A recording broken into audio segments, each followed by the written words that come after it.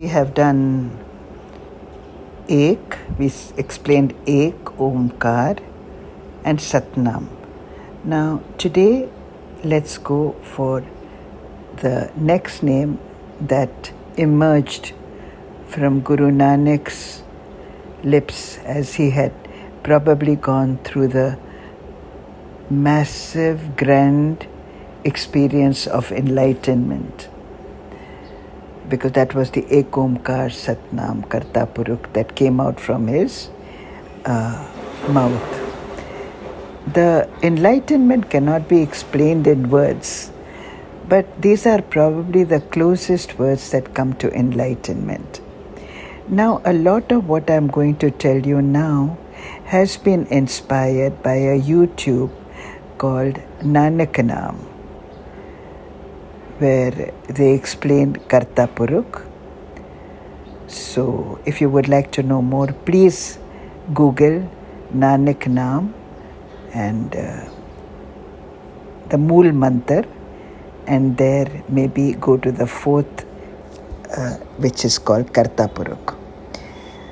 So, Karta, what does Karta mean? Karta mean is the doer, and Purukh, easily it means the man, right? The man, the Purush comes probably from the word Purush. But now the point of Karta, we believe that we are the doers, and that we believe under the influence of the ego. But actually, if you look at life, you will see that everything is happening. It is not really you're doing. Look back through a very happy but very busy period of your life, maybe the marriage of your children, or maybe your own marriage, or maybe something a tragedy that befell you, and you were kind of carried through it. When you look back, you realize that things were just happening. You are not really the doer. It's very little that is there under our control.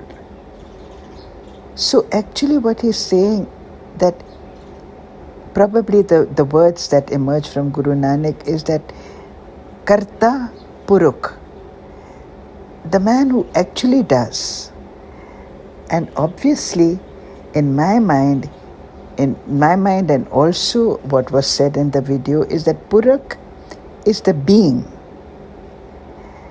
And that being has been explained with 1,000 eyes, 1,000 feet. Even Krishna in the Gita, when he talks about the Virat Swarup, he talks about the 1,000 eyes and 1,000 feet. Now, what does that mean? It means that he sees everything. He with 1,000 feet, he walks everywhere. That means he is present everywhere. And now Guru Nanak here is saying he's the Karta Purukh. Now, what about Pur? Pur is generally like Anandpur, Gurdaspur, is one who lives in a town. So where does this being, this magnificent being live? He lives within ourselves. Karta Purukh, the being that lives within ourselves. And he's the doer. And I believe there is a Shabad where also Guru Nanak says, Shabad is Tu Ad Purukh, Aparampar Karta, Tudh bin avar na koi. You are the Adi Purush. You are the doer, and without you, no one else. Now here you may talk about the fact that don't we have a free will and we talk, we do everything. But today even science has revealed, I won't go into the details, but science has revealed that by and large, the decision has already been made. There's very, very little under our control. I often say, and this is me speaking, that we are sometimes like a cow or a goat tied by a string to a pole around a fence. So the amount of free will that we have is within that rope, within that fence.